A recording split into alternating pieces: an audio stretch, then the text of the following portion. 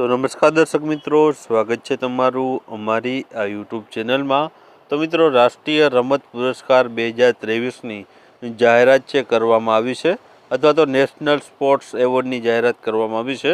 જેમાં મિત્રો છે જે મહત્વપૂર્ણ જે જે મેજર ધ્યાનચંદ ખેલ રત્ન એવોર્ડ આપવામાં આવે છે, ઉપરાંત છે અર્જુન એવોર્ડ આપવામાં આવે છે, દ્રોણાચાર્ય એવોર્ડ આપવામાં આવે છે। આ તમામ એવોર્ડ વિશેની માહિતી આપણે આ વિડીયોમાં જોવાના છીએ। તો વિડીયોને શરૂઆતથી અંત સુધી અવશ્ય નિહાળજો, અને વિડીયો પસંદ આવે તો વિડીયોને લાઇક અને વિડીયોને શેર કરવાનું ભૂલશો નહીં। તો ચાલો આપણે વિડીયોની શરૂઆત કરીએ। તો પહેલો પ્રશ્ન છે કે રાષ્ટ્રીય રમત પુરસ્કારની જે જાહેરાત છે તે કયા મંત્રાલય દ્વારા છે કરવામાં આવે છે? તો અહીં મિત્રો મંત્રાલય પૂછવામાં આવ્યું છે, તો આમાં જવાબ આવશે યુવા બાબતો અને રમતગમત મંત્રાલય છે તેમના દ્વારા મિત્રો છે રાષ્ટ્રીય જે રમત પુરસ્કાર અથવા તો ખેલ પુરસ્કાર છે તે જાહેર કરવામાં આવતા હોય છે। ત્યારબાદનો બીજો પ્રશ્ન છે રાષ્ટ્રીય રમત પુરસ્કાર છે કોના દ્વારા આપવામાં આવે છે? તો જવાબ આવશે મિત્રો આમાં ઓપ્શન 4માંથી આપણે જોઈએ તો જવાબ આવશે ઓપ્શન બી જવાબ આવશે રાષ્ટ્રપતિ આપણા જે હોય છે ભારત દેશના, તે રાષ્ટ્રપતિ પોતાના હસ્તે છે જે રમતવીરોને છે જે રાષ્ટ્રીય પુરસ્કાર એનાયત કરતા હોય છે। હાલના આપણા રાષ્ટ્રપતિ દ્રૌપદી મુર્મુ છે, તો તેમના હસ્તે છે જે પણ ખેલાડીઓ છે આમાં જેને આપવામાં રાષ્ટ્રીય રમત પુરસ્કાર આપવામાં આવશે તો તે રાષ્ટ્રપતિના હસ્તે આપવામાં આવશે। ત્યારબાદ રાષ્ટ્રીય રમત પુરસ્કાર 2023 છે તે ક્યારે રજૂ કરવામાં આવશે, એટલે કે ક્યારે આપવામાં આવશે તેમ પૂછવામાં આવ્યું છે।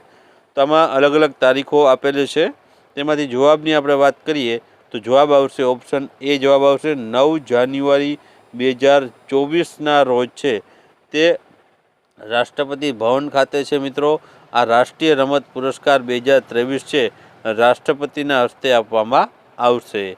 ત્યારબાદ આગળનો પ્રશ્ન જોઈએ તો મેજર ધ્યાનચંદ ખેલ રત્ન પુરસ્કાર 2023 કોને આપવામાં આવ્યો છે? તો મિત્રો આમાં ઓપ્શન આપેલા છે, તેમાંથી આપણે જવાબની વાત કરીએ તો જવાબ આવશે ઓપ્શન ડી જવાબ આવશે, એટલે કે એ અને બી બંને। એમાં મિત્રો ચિરાગ શેટ્ટી છે જે બેડમિન્ટનનો ખેલાડી છે, અને બીજું છે સાત્વિક સાઈરાજ, તે પણ બેડમિન્ટનનો ખેલાડી છે। તો આ બંનેને છે મેજર ધ્યાનચંદ ખેલ રત્ન પુરસ્કાર 2023 છે તે આપવામાં આવશે। તો જવાબ આવશે ઓપ્શન ડી એ અને બી બંને। ત્યારબાદ કેટલા ખેલાડીઓને છે અર્જુન એવોર્ડ 2023માં આપવામાં આવશે? તો ટોટલ સંખ્યા પૂછવામાં આવી છે, તો આમાં જવાબ આવશે મિત્રો ઓપ્શન બી આવશે 26 જેટલા ખેલાડીઓને છે અર્જુન પુરસ્કાર છે તે વર્ષ 2023માં આપવામાં આવશે। ત્યારબાદનો પ્રશ્ન જોઈએ તો ભારત દેશનો સર્વોચ્ચ રમત પુરસ્કાર કયો છે? તો મિત્રો અહીં સર્વોચ્ચ રમત પુરસ્કાર ભારત દેશનો પૂછવામાં આવ્યો છે, તો આમાં જવાબ આવશે option A major Dhyan Chand Khel Ratna પુરસ્કાર છે મિત્રો તે ભારત દેશનો સર્વોચ્ચ જે છે રમત જગતનો સર્વોચ્ચ પુરસ્કાર માનવામાં આવે છે। ત્યારબાદ તો મિત્રો જે 26 ખેલાડીઓને અર્જુન એવોર્ડ મળ્યા છે તો તેના ખેલાડીઓની રમત અને તેના નામ આપેલા છે। તો પેલું છે રીતુ નેગી છે તે કબડ્ડી સાથે સંકળાયેલ છે, નસરીન છે ખોખો સાથે સંકળાયેલ છે, પિંકી છે લોન બોલ સાથે સંકળાયેલ છે, ઐશ્વર્યા પ્રતાપસિંહ તોમર છે તે શૂટિંગની રમત સાથે સંકળાયેલ છે, ઈશા સિંહ છે તે શૂટિંગની રમત સાથે સંકળાયેલ છે, હરિન્દ્રપાલ સિંહ છે તે સ્કોર્ટ્સની રમત સાથે સંકળાયેલ છે, અહિયાકા મુખર્જી છે ટેબલ ટેનિસ સાથે સંકળાયેલ છે, સુનિલ કુમાર છે તે કુસ્તી સાથે સંકળાયેલ છે, અંતિમ છે તે પણ કુસ્તી સાથે સંકળાયેલ છે। ત્યારબાદ છે રોશીબીના દેવી વુસુ સાથે સંકળાયેલ છે, શીતલ દેવી છે તે પેરા તીરંદાજી સાથે સંકળાયેલ છે, અજય કુમાર છે બ્લાઇન્ડ ક્રિકેટ સાથે સંકળાયેલ છે, અને પ્રાચી યાદવ છે તે પેરા કેનોઈંગ સાથે સંકળાયેલ છે। ત્યારબાદ આગળ જોઈએ તો બીજું છે ત્યારબાદ ઓજસ પ્રવીણ દેવતાલે તે તીરંદાજી સાથે સંકળાયેલા છે।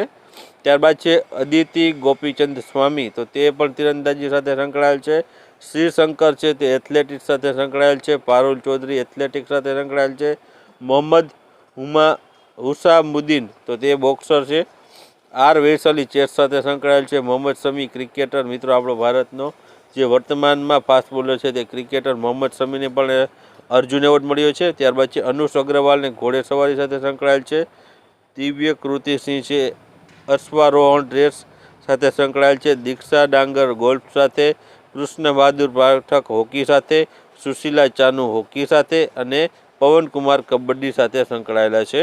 તો મિત્રો આ 26 જેટલા ખેલાડીઓને છે તે અર્જુન એવોર્ડ આપવામાં આવશે. ખાસ અહીં મોહમ્મદ શમીનું મિત્રો નામ જે ચર્ચામાં હતું અને તેઓને પણ અર્જુન એવોર્ડ છે તે આપવામાં આવશે. ત્યારબાદ આગળ વાત કરીએ તો મેજર ધ્યાનચંદ ખેલરત્ન પુરસ્કાર છે તે ક્યારથી આપવાની શરૂઆત થઈ છે? તો મિત્રો શરૂઆતની સાલ પૂછવામાં આવી છે તો જવાબ આવશે ઓપ્શન સી, 1991-92થી છે આપવાની શરૂઆત છે તે કરવામાં આવી હતી. ત્યારબાદ મિત્રો આપણે વાત કરીએ તો પ્રથમ મેજર ધ્યાનચંદ ખેલરત્ન પુરસ્કાર છે તે કોને આપવામાં આવ્યો હતો? તો પ્રથમ પૂછવામાં આવ્યું છે તો આમાં જવાબ આવશે ઓપ્શન સી આવશે, વિશ્વનાથ આનંદ છે તેને છે પ્રથમ વખત છે મેજર ધ્યાનચંદ ખેલરત્ન પુરસ્કાર આપવામાં આવ્યો હતો. આ ઉપરાંત મિત્રો એમ પૂછવામાં આવે કે મેજર ધ્યાનચંદ્ર ખેલરત્ન પુરસ્કારનું છે તે જૂનું નામ શું હતું? તો મિત્રો આમાં જવાબ આવશે કે રાજીવ ગાંધી ખેલરત્ન પુરસ્કાર છે તેનું નામ બદલીને છે મેજર ધ્યાનચંદ્ર ખેલરત્ન પુરસ્કાર છે તે રાખવામાં આવ્યું છે. પહેલાં મિત્રો આ મેજર ધ્યાનચંદ્ર ખેલરત્ન પુરસ્કારને છે રાજીવ ગાંધી ખેલરત્ન પુરસ્કાર તરીકે ઓળખવામાં આવતો હતો, જેનું નામ બદલાવીને આવે છે મેજર ધ્યાનચંદ્ર ખેલરત્ન પુરસ્કાર તરીકે ઓળખવામાં આવે છે.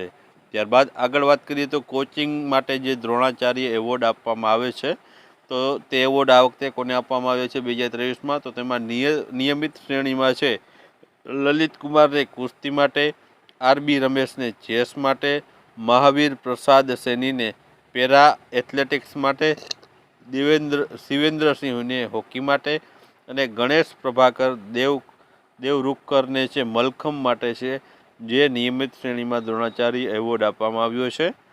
ત્યારબાદ દ્રોણાચાર્ય પુરસ્કાર છે આજીવન શ્રેણીમાં એટલે કે લાઈફ ટાઈમ અચીવમેન્ટમાં છે કોને આપવામાં આવ્યું છે?